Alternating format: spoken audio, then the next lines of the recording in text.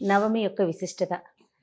నవమి విశిష్టత అందరికీ తెలుసు. ఆ రోజు మనం ఏం చేస్తాము, ఎలా ఉండాలి, ఏంటి మీరే చాలా సార్లు మన ఇద్దరం మాట్లాడుకోవడం జరిగింది కదా! నాకు శ్రీరాముడి యొక్క గొప్పతనం రమ్మగారు ఇంకొక్కసారి వినాలనిపిస్తోంది. తాకట్టులో ఉన్న బంగారాన్ని విడిపించి ఆ రోజు ఆన్లైన్ రేటుకే మేము కొంటాం. Sharma gold company.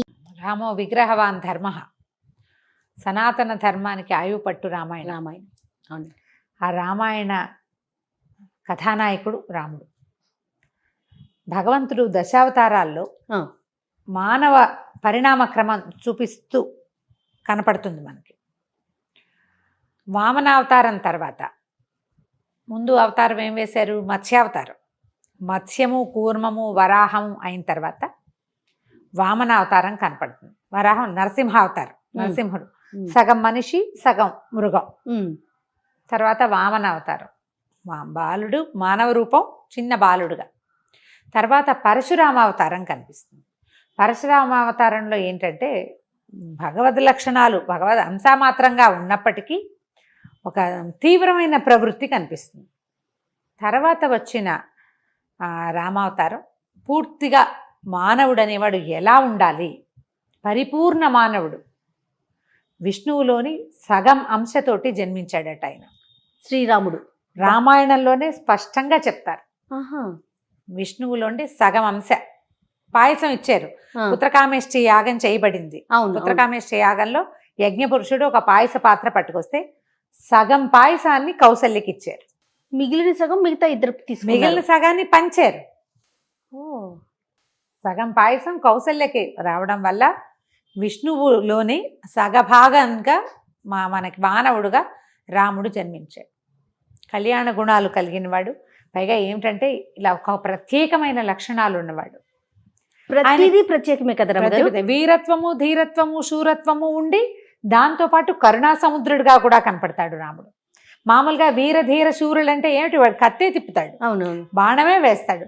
వాడి మనసులో మృదుత్వమో మెత్తదనమో ఉండే అవకాశమే లేదు. దుఃఖము, కరుణ అలాంటివి ఏమి ఉండకూడదు. కరుడు గట్టిపోయి ఉంటారు, క్రూరంగా ఉంటారు. పరశురాముడిలో అది కనపడుతుంది మనకి, కానీ రాముడిలో అది కనిపించదు. సందర్భానికి ఆ సమయంలో ఎట్లా రియాక్ట్ అవ్వాలో అలా రియాక్ట్ అవుతాడు. జనస్థానంలో 14,000 మంది రాక్షసులను చంపేశాడు ఒక్కడే. ఆ తర్వాత భార్య కనిపించకుండా పోతే పామరుడులాగా దుఃఖించాడు. ఇంతమందిని చంపగలిగిన వాడు పోతే పోయిందని అనుకోలా. సహజంగా మనం ఎట్లా చూస్తాం? అవును, ఒక హత్యలు చేసిన వాళ్ళు కరుడు కట్టిపోయిన పద్ధతిగా ఉంటారు, కఠిన మనస్కులై ఉంటారని భావిస్తాం. సహజంగా అట్లా జరుగుతుంది. కానీ ఈయన అలాంటి వాడు కాదు. ఈయన అట్లా అనడానికి వీలు లేదు. ఆయన లాంటి ప్రభువు లేడు, అన్న లేడు, తండ్రి లేడు, భర్త లేడు, కుమారుడు లేడు. ఆయన లాంటి దైవం శిష్యుడు లేడు. ఆయన లాంటి శిష్యుడు కూడా లేడు. అవును. రమగారు, కళ్యాణ రాముడు అంటే ఏంటండి? కళ్యాణ రాముడు నీ వివాహంలో పెళ్లి కొడుకుగా తయారైన రాముడు. అంతే. ఈ కళ్యాణ గుణాలంటే మనకి రామాయణం మొట్టమొదట మొదలుపెట్టినప్పుడు వాల్మీకి ఒక ప్రశ్న వచ్చిందట. నారద మహామునిని అడిగాడు ఆయన, ఎవరు ఇలాంటి అత్యద్భుతమైన గుణాలు కలిగి ఉన్నవాడు ఎవడైనా ఉన్నాడా లోకంలో? గుణవాన్ కశ్చ వీర్యవాన్, కోన్వస్మిన్ సాంప్రతం లోకే గుణవాన్ కశ్చ వీర్యవాన్, ఇలా మొదలవుతాయి శ్లోకాలు. 16 కళ్యాణ గుణాలు చెప్తాడు. ఈ గుణాలు కలిగిన వాడు ఎవరైనా ఉన్నారంటే ఈ కాలంలోనే ఉన్నాడు. అయోధ్య నగరాన్నేలే దాశరథే ఇలాంటి గుణాలు కలిగిన వాడు. ఇతను ఇట్లా జన్మించాడు, భగవంతుని అవతారము. విష్ణువులోని అర్ధభాగంతో జన్మించిన వాడు. మానవులకి ఇలాంటి ఒక లక్షణాన్ని చూపించటం కోసం మర్యాదా పురుషోత్తముడు అంటారు రాముడు. మానవ మర్యాద, మనిషి అన్నవాడు ఎలా ఉండాలో అలా ఉండి చూపించాడు. ఆ చూపించిన రాముడు ఎప్పటికీ మనకి ఆదర్శప్రాయుడే. భార్యాభర్తలు అన్యోన్యానికి సీతారాములనే చెప్పుకుంటాం, ఇంకో జంట పేరు రాదు చూడు. అవునండి. కానీ మనకి కథాంశంలో చివరికి ఏం కనపడుతుంది? ఆమెను పంపించేశాడని, ఆమె వెళ్ళిపోయిందని రెండు వింటాం. అవును. ప్రశ్న కూడా మనకు అది వస్తుంది. అంత కష్టపడి అక్కడెక్కడికో వెళ్ళి ఎక్కడి నుంచి ఎక్కడికి నడిచాడమ్మా? అవును, ఎన్ని వేల కిలోమీటర్లు నడిచాడు అడవిలో ఆవిడ కోసం. ఏకంగా మొత్తం సౌత్కి వచ్చేసాడు కదా. ఎక్కడ దండకారణ్యం, అక్కడి నుంచి భార్య కోసం ఏ సహాయము లేకుండా వెతుక్కుంటూ వచ్చి లక్షల మంది రాక్షసుల్ని సంహరించి, అది కూడా ఆయన తీసుకున్న సహాయం ఏమిటి? కోతులు. ఇంత పని చేసి ఆమెను తీసుకెళ్ళి అగ్నిపునీతం చేసి తీసుకెళ్ళి కూడా ఎందుకు పంపించేశాడు అనేది ఒక ప్రశ్న వస్తుంటుంది. అవును. కానీ దంపతుల అనురాగం అన్యోన్యతకి సీతారాములే పంపించేశాడన్నమాట ప్రశ్నగా ఉంటుంది. పంపేశాడు కాబట్టి వీళ్ళకి అన్యోన్యం లేదని మనం అనలేకపోతాం. అవును, అనుకోలేకపోతాం. అసలు ఊహ కూడా రాదు మనకి. ఇంకొక జంటని చెప్పగలమా? అసలు అసాధ్యం రమ్మగారు. అసలు లేనే లేదు. అది రాముడి గొప్పతనం. అది ఆయనలో ఉన్నటువంటి ఆ కళ్యాణ గుణాల విశేషమే అది. ఇవి కాకుండా ఈ రామ శబ్దం అదేంటంటే, ఈ రా అనంగానే, రా అనేసరికల్లా మన లోపల నుంచి నెగిటివ్స్ అన్నీ బయటికి వెళ్ళిపోతాయట. సమస్త పాపక్షయం పాపాలు వెళ్ళిపోతాయి బయటికి. మా అనంగానే క్లోజ్ అయిపోతుంది. ఇక బయటికి పోయిన చెత్త ఏది లోపలికి రాదు. ఆ అక్షరాల్లో ఉండదు. ఒక్కసారి రామ అంటే సహస్రనామాన్ని చదివినట్టుగా 1000 సార్లు జపించినట్టు, విష్ణువుని 1000 మాటలు తలుచుకున్నట్టు. అంత అత్యద్భుతమైన రామశబ్దాన్ని ఇంత అత్యద్భుతమైన గుణాలున్న పరిపూర్ణ మానవుడిగా అవతరించిన భగవంతుడికి పెట్టారు. మనకి ఎన్ని అక్షరాలు ఉన్నాయి తెలుగులో, సంస్కృతంలో, పోని మన భాషలో. ఇన్ని అక్షరాల్లో ఈ రాకీ మాకి మాత్రమే ఇలాంటిది ఎందుకుంది? ఆ ఉన్న అత్యద్భుతమైన విషయాన్ని ఈ ప్రభువుకి ఇచ్చి దాన్ని భూలోకవాసులకి అప్పచెప్పారు. మనకి ఋషులు మునులు ఎలాంటి వాళ్ళు జయ, ఎంత విజనరీ పీపుల్. ప్రపంచాన్ని ముందుకి చూడగలరు. మనం ఏం చూస్తాం? 10 ఏళ్ళకి ప్లాన్ చేసుకుంటాం అంతే. అది ఒక 2వ రోజునే ప్లాన్ పాడైపోయే అవకాశం ఉంది. ముందు నాటికి ఏం జరగబోతోందో మనం ఏనాడు ఊహించలేం. ఏదో వేగ్గా ఒకటి వస్తుంది. ప్రపంచం మొత్తం ఏం జరగబోతుందో మనకి 1000 సంవత్సరాల నాటి ఋషులే చూసి ముందుగానే చెప్పారు మనకి. ముందుగానే ఇది పెట్టుకోండి, నామజపం చేయండి, ఈ యుగంలో ఇది చేయాలి, ఈ యుగంలో ఇది చేయాలి, ఈ యుగంలో ఇది చేయాలి, ఈ కలియుగంలో నామ సంకీర్తనం చేయాలని చెప్పారు. నువ్వు ఆ మాట అనుకుంటూ ఉండు. నీలో ఉన్న నెగిటివ్ ఎనర్జీ బయటికి పోతుంది. నెగిటివ్ ఫోర్సెస్ నిన్ను అంటే తప్పు వైపుకి నెట్టేసేవన్నీ తగ్గిపోతాయి అంతే. వాటిని మళ్ళీ లోపలికి రానివని అక్షరం కూడా దాని వెనకాలే ఉంది. అది చేసుకో. ఇది ఎంత ఆలోచించి చేసుంటారు. మనం ప్రశ్నిస్తాం, ప్రశ్నే మనకి వస్తుంది. కలియుగంలో ఏంటంటే ప్రశ్నించటమే కలియుగ లక్షణం. మనకు ఈ కథల్లో మొట్టమొదటి చెప్పుకునే పరీక్షిత్తు కథ. ఆయన ప్రశ్నించాడు, సమాధానం రాలేదు. నేను నిన్ను అడిగాను, నువ్వు చెప్పలేదు, ఈమెకి ఇష్టం లేదనుకుని పోవాలి అంతే. నేను నిన్ను తన్నటమో కొట్టటమో చేస్తే కదా అంతే. పర్యవసానం చూడాల్సిందే. పరీక్షిత్ ఏం చేశాడు? శమీక మహర్షిని అడిగాడు. ఆయన సమాధానం చెప్పాలి. ఆయన ధ్యానంలో ఉన్నాడు. అక్కడ ఉన్న ఒక చచ్చిన పాముని తీసి ఆయన మెళ్ళో వేశాడు. సమాధానం చెప్పకపోయినా మనం తీవ్రంగా రియాక్ట్ అవుతాం. కలియుగ లక్షణం. మరి ఆ చేసిన తప్పుని పోగొట్టుకోవటం కోసం కొన్ని రోజుల పాటు మా భాగవతాన్ని విని ఆయన ఈ తప్పు నుంచి బయటపడ్డాడు. అన్ని పురాణాలు శాస్త్రాలు అన్నీ విన్నాడు. భగవన్నామ సంకీర్తన విని ఎన్నో కథలు, భాగవతం చెప్పించుకోవాలి. మామూలుగా అన్ని కథలు చెప్పించుకున్నాడు, ఎన్నో శాస్త్రాలు విని. అయినా కూడా మరణాన్ని తప్పించుకోలేకపోయాడు. కలియుగ లక్షణం అది. కలియుగంలో ఇలాంటి లక్షణం ఉంటుంది కాబట్టి మనకి రామనామాన్ని అందించారు. అది తెలుసుకోండి, సులువు అంతే. పెద్ద కష్టపడక్కర్లేదు కదా. రామ అంటాం ఏం కష్టం? రామ అనుకో కూర్చుంటే, రామ నుంచుంటే, రామ పడుకుంటే రామ, రామ రామ అనా. ప్రతిదానికి ఏదైనా తప్పు జరిగింది నేను చేయలేదు అని చెప్పడానికి రామ రామ అనొచ్చు.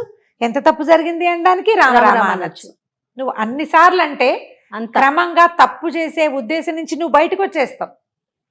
నీ చుట్టూతా వాతావరణం బాగుపడుతుంది. చుట్టూతా ఉన్న మనుషుల్లో కొంత మార్పు వస్తుంది. అంతా మారదు, కలియుగం కదా, కొంత తేడా వస్తుంది. అలాంటి కళ్యాణ గుణాలు కలిగిందే రామశబ్దం. ఆ రాముడిని ఈ రోజున కొలుచుకుంటాం, ఆయనకి కళ్యాణం చేసుకుంటాం. భద్రాచలం మనకు శ్రీరామ నవమి అనగానే భద్రాచలమే గుర్తుకొస్తుంది. మనకి క్యాలెండర్స్ లో భద్రాచల శ్రీరామ కళ్యాణం అని రాస్తారు, రాసేవారు. ఇప్పుడు క్యాలెండర్లు ఈ మధ్య చూడటం లేదు. వెంకటరామ వాళ్ళ దాంట్లో ఉండేది. ఎందుకంటే ఇది కంచర్ల గోపన్ గారు, రామదాస్ గారు మొదలుపెట్టిన ప్రక్రియ కదా. మామూలుగా ఈ పుట్టినరోజు నాడు వివాహాలు చేయటం అనేది లేదు. అవును, మనకి ఏ జయంతి నాడు, హనుమ జయంతి, శ్రీకృష్ణ జయంతి ఎన్ని వస్తాయి. అవును, వినాయక చవితి, వివాహాలు చేయంగా మనం చెయ్యము. జన్మతిథి నాడు వివాహం చేయటం అనేది ఎక్కడా లేదు, ఏ దేవుడికి జరగదు. మనకు కూడా వివాహాది తిథులు నిర్ణయించేటప్పుడు జన్మతిథిలో చేయరు అనుకుంటున్నాను జయ నేను.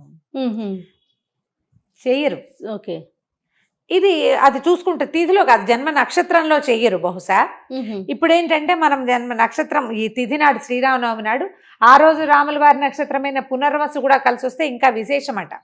కొంచెం అటు ఇటుగా పోతుంది, ప్రతిసారి కరెక్ట్గా రాకపోతుంది. తిథి నియమమే పెట్టుకుంటాం. శ్రీరామనవమి నాడు మన భద్రాచలంలో రాముల వారి కళ్యాణం చేస్తాం.